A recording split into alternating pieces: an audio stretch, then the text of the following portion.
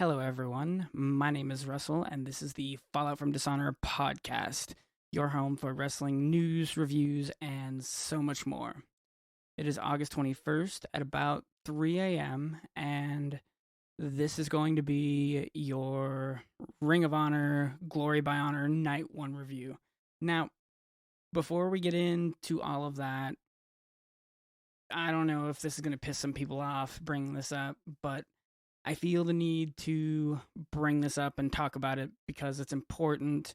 And I don't think I'm going to be doing the regular podcast with everything that's going on this weekend. I got to review this. I got to review Night 2. I got to review SummerSlam. I'm contemplating adding in an NXT TakeOver review, maybe just the Samoa Joe Karrion Kross match. I haven't decided about that yet, but I can't not talk about this. So, after a few hours after Glory by Honor was over, I watched a program called AEW Rampage. For anyone who may have already watched it, you know exactly where this is going.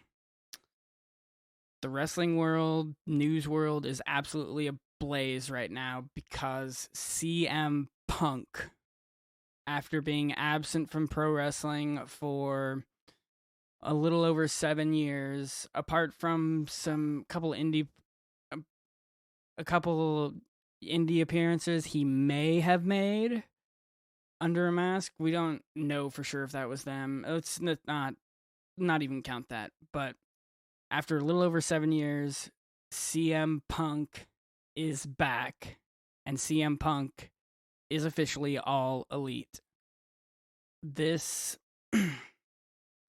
this is big.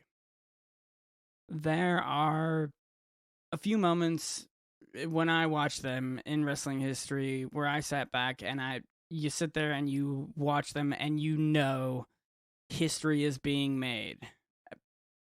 Stone Cold winning his first WWF title, Mick Foley being thrown off the Hell in a Cell, Ric Flair and the 1992 Royal Rumble victory, Hulk Hogan starting the NWO, the Goldberg undefeated streak that he went on for so long.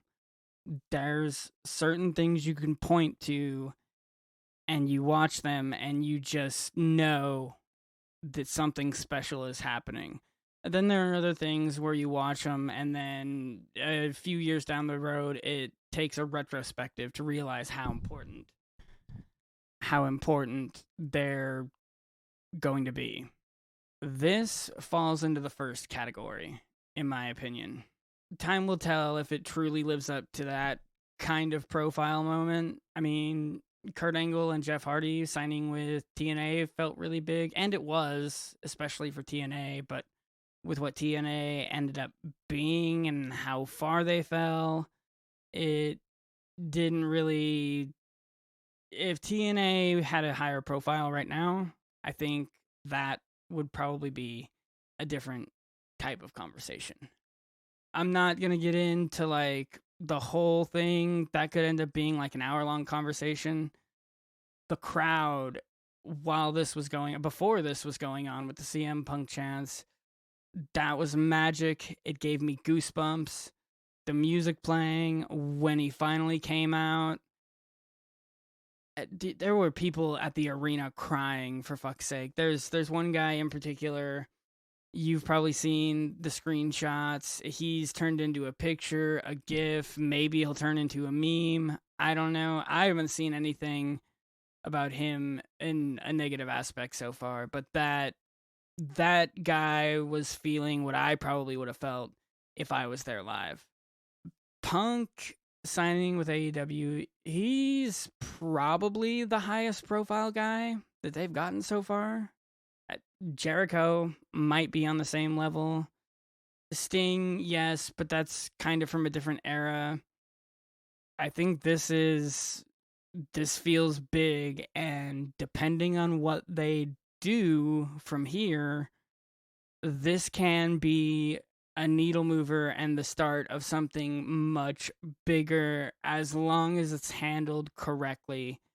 I know I like to throw some shit at AEW, I also like to give them props when they do something right. And this, in particular, the way they did this, obviously Punk was out there. He was speaking from the heart. He took a few shots at WWE without actually bringing their name up, which I thought was really cool. I thought placing this at the beginning of the show as opposed to the end was very wise, especially with what you're going to have him do. After all this was said and done, I looked at my phone and it was almost a half an hour. I think it was when they cut to commercial after everything was over. My phone, I think, said it was 10:25, 10:26. So we got almost a half an hour of this, a little less than that, because of a commercial break that took place right after he got into the ring and before he cut his promo. I'm glad they put this at the beginning of the show and not the end, because if you're going to send him out there and have him cut a big, long promo like this, instead of, hey, go out there, you've got 15 minutes and it's got to be cut off, he was able to go out there, speak from the heart, and say exactly what he needed to say and how much this meant to him. Now, it does kind of suck. Number one, when people talk about the show, the 3 matches that took place afterwards, no one's really going to be talking about those. And the Jade Cargill match and the Jon Moxley match, they were both short. I think the Jade Cargill match might have been short on purpose. The Jon Moxley match seemed kind of rushed, and if I had to take a wild guess, I would say that that's probably because of how long CM Punk took. If I was Tony Khan, I can't say that I would have made a different decision.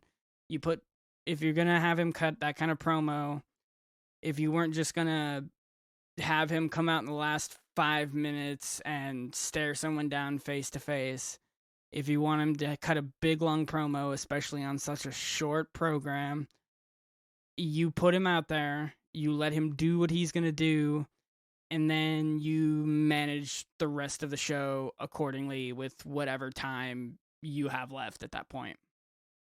Moving to the meat and potatoes of this, because with the CM Punk stuff, I could sit here and babble about that for hours.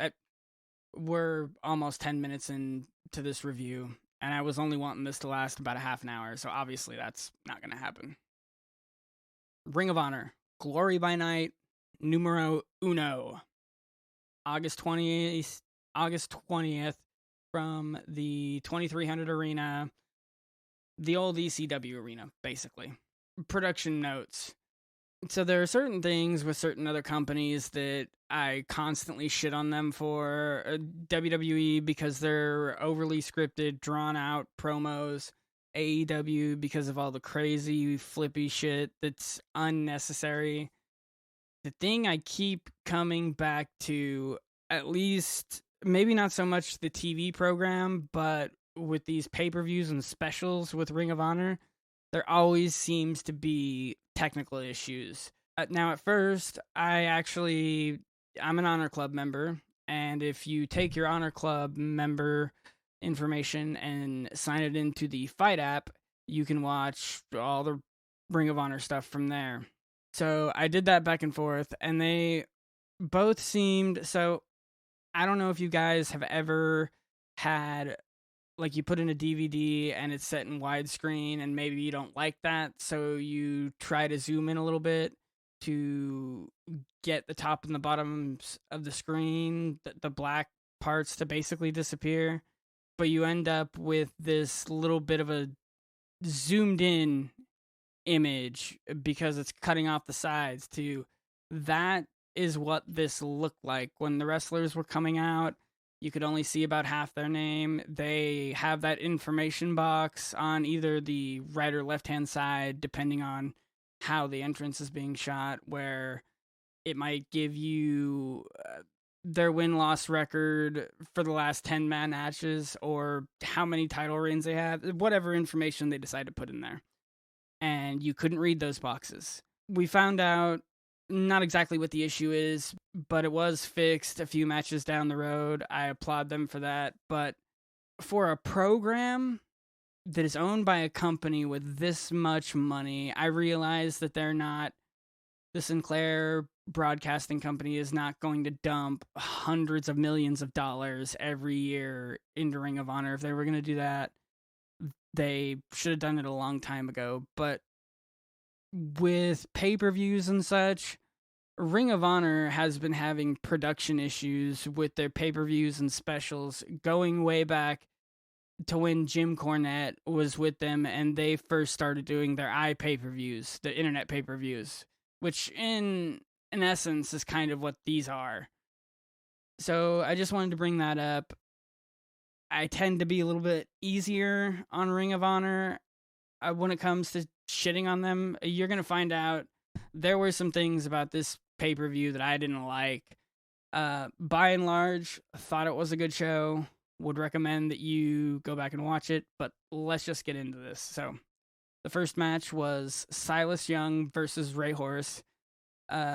Silas came out and cut a scathing promo on the Philadelphia crowd.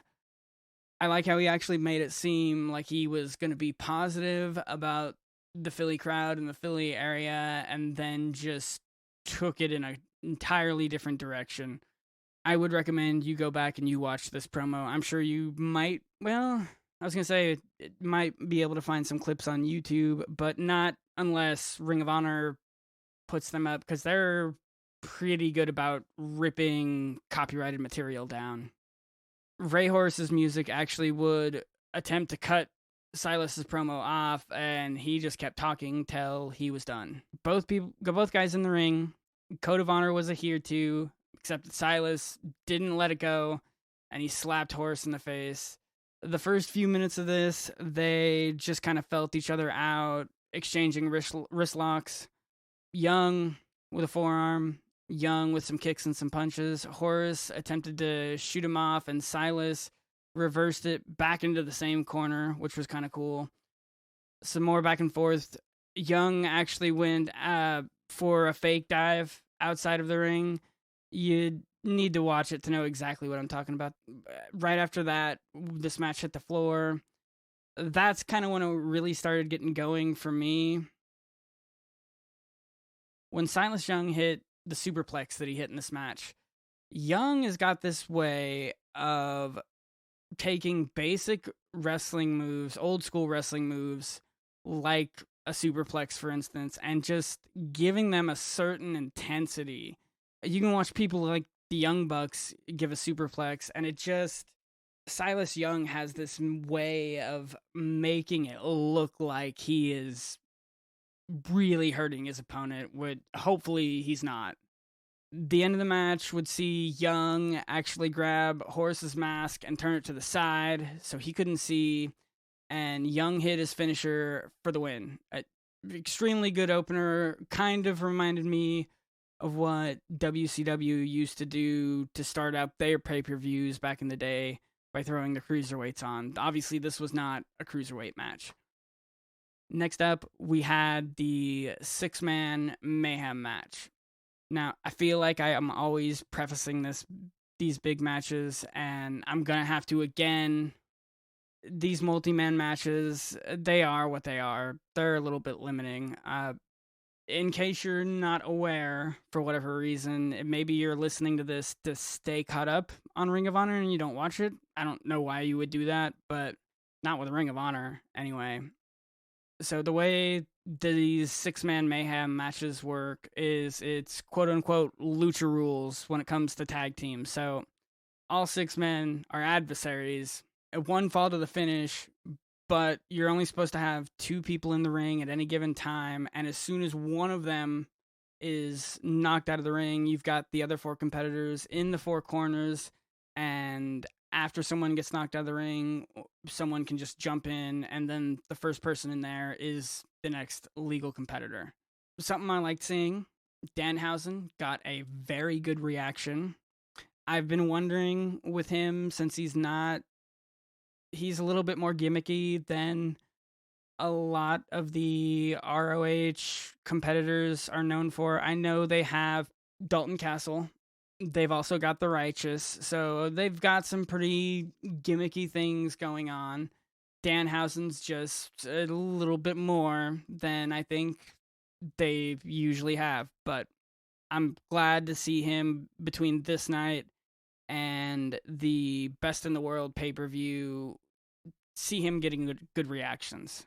Obviously, if you've listened to the podcast in the past, you know I'm a big fan. So glad to see that. After everyone was in the ring, speaking of Dalton Castle, after everyone was out there getting ready to go, Dalton Castle would come through the crowd with his 3 or 4 lackeys. He's changed their name once or twice. I don't remember. They had a different name for him. It's escaping me, and I unfortunately didn't put it in my notes. But he came through the crowd to encourage Draper, and then Dalton Castle would join the commentary team. That would be a theme for pretty much every single one of these matches, and it actually got kind of annoying. I'm a fan of the 2-man booth, and I feel like having a special guest commentator for every single one of the matches, even if it's a different person, is kind of undermining that. The match started out with Demonic Flamita and PJ Black. A typical high-flying back-and-forth stuff. When Flamita left the ring, Bennett came in, lots of crisscross. They traded some chops back and forth. PJ Black and Bennett both ended up leaving the ring at the same time, and Danhausen and Draper came in. Danhausen went for a test of strength. It didn't turn out very well for him, was basically immediately brought to his knees, as you would with a test of strength. They traded some offense until Bennett pulled Danhausen out of the ring and tossed him into the rail. Some chaos went on. I believe someone jumped out of the ring onto a bunch of them. I can't remember exactly who it was. This match started to get a little hard to follow at this point. Flamita and Eli would end up in the ring as the legal guys after all that chaos. Dalton started referencing his BlackBerry phone and checking his emails. Flamita and Eli would trade off some offense. The match would start breaking down into another mess here and got even harder to follow. We would get Dak and Eli in the ring trading chops. More people kind of ran in and out of it. Another mess. Back to Draper and Eli 1-on-1. PJ Black would come in, hit a super kick on Draper. After a superplex involving everyone but Danhausen, PJ Black was hung up into the corner in a tree of woe while this was going on, and Draper hit the superplex. Exactly who is escaping me, but when he hit the superplex, PJ would actually fall out of the tree of woe, and basically, we didn't see it, we only saw the aftermath, but he basically kicked Draper in the balls, at which point Castle would complain and say, "Oh no, that's my favorite part." Danhausen would declare himself the winner. After the referee basically told him that that wasn't happening, he would hit the Goodnighthausen on Draper. Dalton Castle came from the commentary table and started yelling cut, that they needed to run it back. This got Danhausen distracted. Demonic Flamita came in and took advantage of the distraction and would get the 3 count. The finish of this match, as it was probably designed to, would get myself anyway a little more excited about the Danhausen and Dalton Castle match, which is happening on night 2 tomorrow. Also, Flamita winning this match, he ends up in the rankings for the Ring of Honor World Heavyweight Championship. I believe he's at number 5 now. You can check, but they're not. Ring of Honor is not all that great about updating their websites and and their rankings very fast. I understand somewhat as to why they do that, but I don't know. I feel like with this, after it's over, you should probably go up and just change the rankings and address the situation. I feel like they could be faster about that. Next up, we had the Allure versus Dita Von Star and a mystery opponent who we would learn was Max the Impaler. Chelsea Green came out on commentary for this. Now, again, I'm going to bring up that the guest commentator thing was kind of annoying. Chelsea Green, she wasn't horribly awful, but it wasn't anything special. I don't think it was necessary in this match. The dynamic of this match was kind of strange to me. Now, the crowd was behind Max and to some extent Von Star, but aren't all four of these women heels? At least the Allure and Star being having a relationship with the Righteous. Max the Impaler, they kind of play her off like she's a heel on TV. Maybe this match is a classic example of why the crowd is so important. Because the way that they've been played off, all four of these women, they're kind of heels in my opinion. Obviously, I'm a fan of Max the Impaler. She, as of last week, is my pick to win the tournament. But getting into the match itself, Leon and Star would start out the match. Star would dominate most of their exchanges at first. Love tagged herself in and did a little bit better. As Star was in there on offense, they did a really good job of playing up the Allure's fear of Max. For a while, when the Allure got in control with Star in the ring, they did a really good job of cutting the ring in half, not letting Star get anywhere near tagging in Max. I like seeing that. It's old school tag team wrestling. I like that. It seems weird that I have to bring something like that up. Tag team psychology. But we don't, I don't know. Sometimes AEW and WWE just kind of ignore that. They do it sometimes. I just feel like it gets done a lot more in Ring of Honor. So I have to bring it up and I approve. When Max would finally get the tag, she bulldozed right over Mandy. Loved the attempt to help Mandy. She came in and hit Max with a forearm in the back, which did absolutely nothing. Max turned around and Love basically got out of the ring and walked out on her partner. Star, I would actually tag herself in as Max was getting out of the ring to go after Love, and Star would get the roll up for the win on Leon. Max would go under the ring and get a table and set that up in the ring, while Star was choking out Mandy Leon with a chain. Angelina Love would come back to try to stop this, as Leon was actually yelling for Love, I believe, the entire time. She was actually yelling for Love basically right after she took off. It was to do about nothing. Max would end up putting Leon through a table with a Uranagi. At this point in the show, Ian Riccaboni cited technical difficulties that they were having, and they were going to work those out and to stay tuned. It then cut to a Ring of Honor logo, I believe, and coming back soon, or I can't remember what was written underneath the logo. Eventually, the screen went black for a few minutes, and then it would come back, and we know that Zoom issue I brought up at the beginning of all this, it no longer had that issue. When people were coming out, you could actually see their full name at the bottom of the screen. You could read the notes in the boxes on either the left or the right. It looked better. Next up, we had Brian Johnson versus EC3. Now, one thing I want to bring up is I'm a little curious about how this match would have played out. These two events were originally supposed to take place in Florida. The arena that it was supposed to take place in, it's escaping me. They've done a pretty good job of plugging the Philadelphia arena, the old ECW arena. These last few weeks, it's made me kind of forget where it was supposed to be.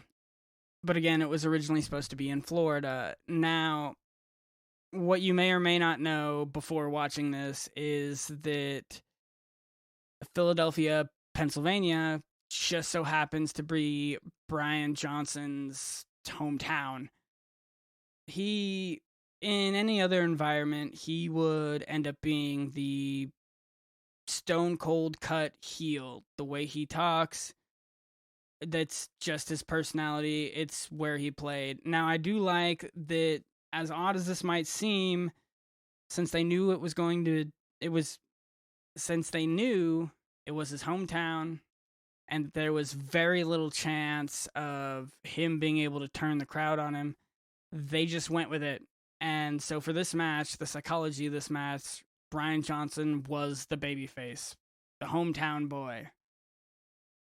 I shit on other companies for these little weird details. I'm going to shit on Ring of Honor too. Johnson announced himself at 195 pounds, I believe it was. And then when his tail of the tape showed up on the screen, he was billed at 209. So that was really strange. After EC3 would come out, EC3 put Johnson down, and the crowd was not happy about it. After a little bit of back and forth where Johnson was fairly unsuccessful, EC3 would basically offer up his head in a headlock, and EC3 would bat him off like a fly, basically, that first time.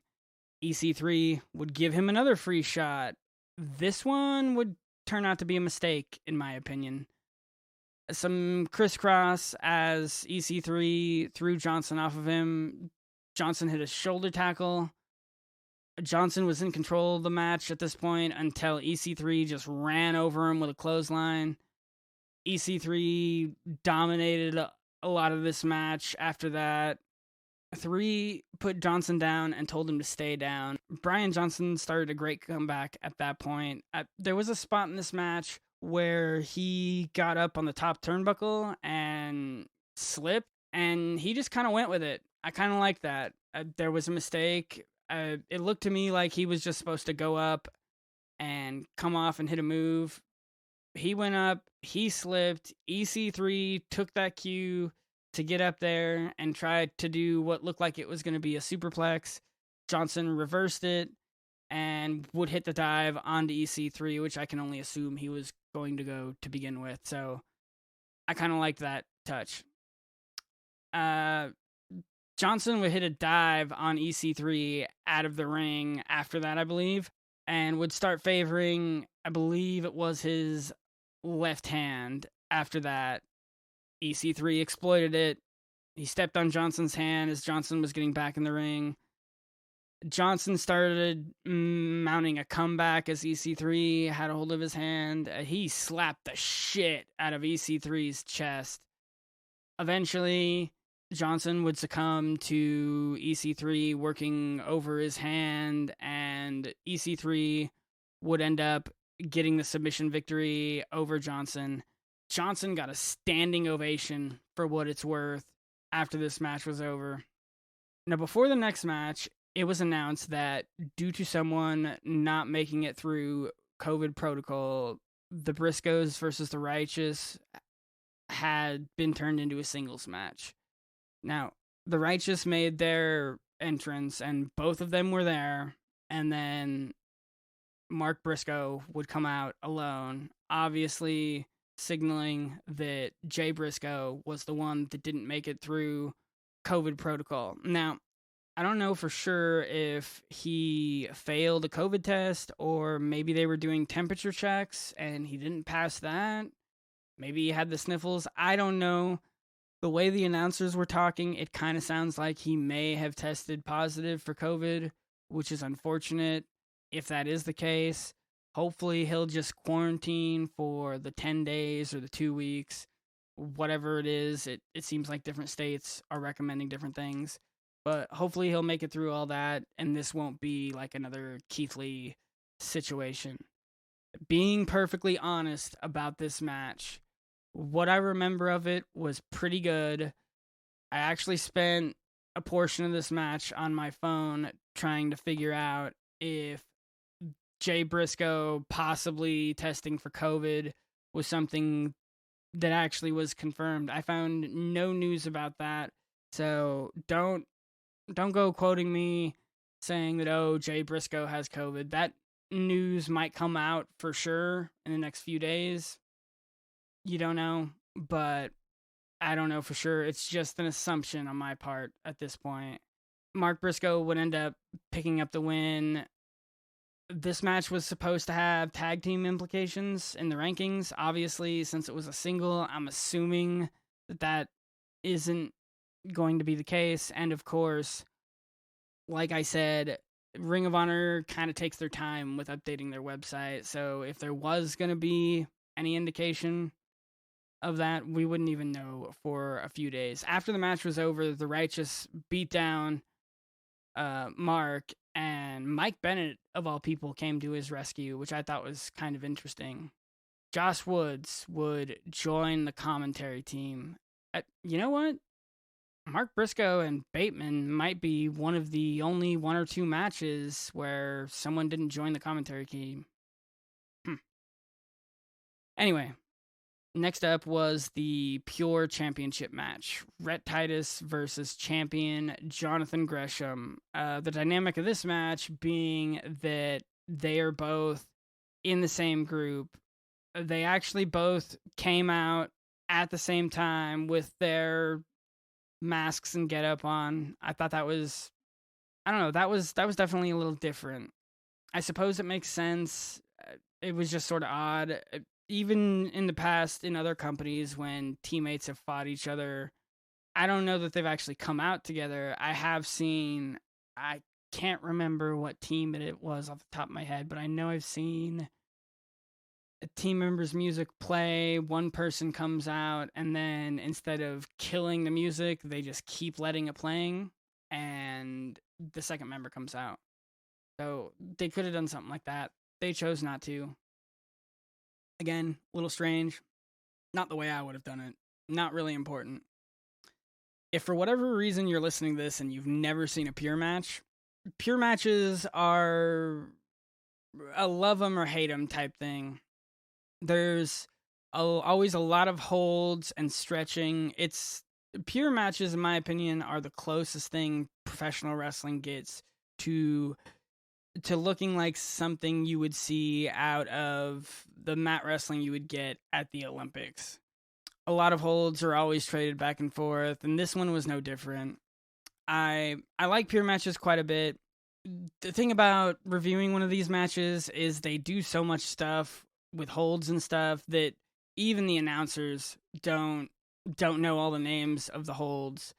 At one point in this match, after Rhett Titus would use his first rope break, his temper would start to get the better of him, which we've seen from him before.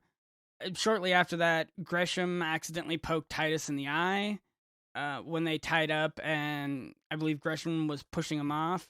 Gresham would end up with the win in this one, but more so than that, what's kind of got me in the back of my head is the story of this match being 2 team members and them trying to be honorable and not really getting along at certain points.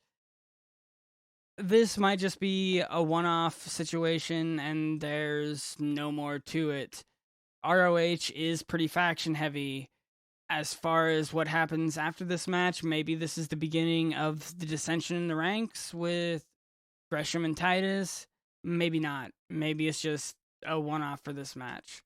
Next up, we had Violence Unlimited versus, I'm going to go ahead and call him Roosh's group, because every time I try to say their full name, I end up butchering it. So, Dragon Lee and Tony Deppen started this match out. Side note, Tony Deppen very over with this crowd. The exchanges between them were pretty good. The typical ROH back and forth, jumping, getting a clothesline, people keeping up at the same time. Dragon Lee would take his jacket off, and then Deppen actually took it from him and blew his nose in it. Now, Deppen when he did this, was in the opposing team's corner, which is not somewhere you want to be. Rush's group just came in and beat the living dog shit out of Deppen. The match actually broke down into chaos and was thrown out at that point. Not being a big fan of this, Brody King would get on the mic and cut a promo, which I thought was very good. He brought up the fact that they were in the ECW arena, which got insane ECW chants, and said it was bullshit. People here didn't pay to see a couple-minute match, and he demanded a restart under no disqualification rules. Referee Todd Sinclair came out and okayed the start of the match again. So we got it under Philly's street fight rules, which I believe is how King ended up phrasing it. Dragon Lee and Deppen wrestled in the ring, started out again, basically. Dragon Lee and Deppen would end up wrestling in the ring after the restart, and basically chaos was just ensuing outside of the ring. This would end up kind of being the narrative in this match. You would end up getting two guys in the ring, and then chaos going on, and then maybe one or two people would show back up, and then some people would get knocked out. You'd get 2-on-2 again. This match, it was what it was. It was a pretty big mess. I do like the fact that if you're going to do one of these multi-man matches and you're going to have it be a big mess, break down into a big mess like they always do, I like that they basically went all the way with it. And we ended up with a no disqualification match where no tags were needed. And it was just a shit show. This match did remind me of ECW quite a bit from back in the day. At one point, Homicide did an airplane spin with a ladder, which is an old Dudley Boys spot from ECW and later WWF. There was a table spot. Roosh and I guess what was his father, I believe, Besta, I believe is how you pronounce his name, held Chris Dickinson on the table. Dragon Lee drop kicked him, which would push him further down the table. This was all happening on the outside of the ring, and then Kenny King, while he's still being held down, Kenny King would jump over the top rope, do a spin, and would end up landing on Chris Dickinson. The table did a really weird, violent jump before it broke in half. Tony Deppen, the announcers, pointed out that apparently he may have lost a tooth when he was getting beat down. I didn't see that, so I can't tell you. Again, this match was a little hard to follow. Brody King would end up pinning Besta, I believe is how you pronounce his name. I'm probably butchering that. After the match, Shane Taylor, who was on commentary, by the way, forgot to mention that, would attack Kenny King as Violence Unlimited was leaving. The entire Shane Taylor production came out, and more chaos. What do you know? Flip Gordon versus Bandito. EC3 will join the commentary team. Again, I ask you, why in the hell are there so many people joining the commentary team? This is ridiculous. As the match got started and the announcers brought up Twitter hashtags that were trending, EC3 brought up the fact that Twitter was a sewer. He's not wrong. The beginning of this match felt like feeling out process up until Bandito would use a surfboard on Flip Gordon. There was an exchange that started with a side headlock. After that, they started this match, and actually some of the other ones were damn near impossible to take notes on. I apologize if some of the stuff I've been talking about later seems fairly incomplete. This match, the first one, and then any of the multi-man matches, it's just really difficult to take notes on this stuff. But some of the highlights, Bandito and Flip Gordon caught each other's legs, and Flip poked Bandito in the eye. They would end up fighting to the floor. Flip would end up getting full control at this point. Match went back in the ring. Flip got a neck vice on. The announcers played up Flip's military service, but questioned his tactics in this match. Flip hit a beautiful Falcon Arrow for a very close 2 count. Flip tossed a couple chairs in the ring and pulled out a kendo stick wrapped in electrical tape. I thought this was a little strange. Feel free to chastise me. I don't remember seeing that tape kendo stick being used. Maybe I missed something in my note taking. When I do tomorrow's review, I'm probably going to be taking less notes just because I feel like I missed a lot trying to take notes. At this point, the match got a little sloppy. Flip actually kind of dropped Bandito. I'm not even sure what the hell he was trying to do. After that, the announcers, he got Bandito up on his shoulders in an electric chair position, and that's kind of what happened, but the way it was, there was some stumbling going on. I don't think that's what they meant to do. I don't think that's what they meant to do at all. After a springboard satellite DDT, which if you have no idea what that is, you need to look it up, Flip would get a near fall, which the ref... So I rewound this and rewatched that portion once or twice. It looked like the ref counted 3, but if you watched it really close, he didn't. But the crowd being what they were, it got a "you fucked up" chant. Is what it is. It's ECW country. What do you expect? Flip got the STF, the step over crossface on Bandito. Bandito would get the ropes. Flip hit the flip vine for a very close 2 count. Bandito would hit, I can't remember the name of the move. It's where he's got his opponent in the old Razor Ramon body slam where he flips him over his head, but he does it on the top rope. This would end up basically changing the direction of the match and would lead to Bandito hitting a spinning destroyer, Canadian destroyer, which also looked a little sloppy, and the 21 plex for the win. After the match, EC3 left the commentary table and came down to the ring. I liked the Nuke the Bingo Hell shirt that he was wearing. EC3 would stare down the belt. Brody King came down and asked why he was looking at the belt, because King was next in line. EC3 and King would end up fighting and getting separated. Demonic Flamita would jump in and beat down Bandito as the show itself went off the air. After the show, we got the video package that we've been treated to several times before, plugging to what is going to be tomorrow night's main event, the steel cage match between Matt Taven and Vincent. And I also actually want to bring up, while we're on that subject, I put a poll up on Twitter, and you guys unanimously voted for Matt Taven in this, even so much as one of the people that voted put in the comments and tagged Matt Taven.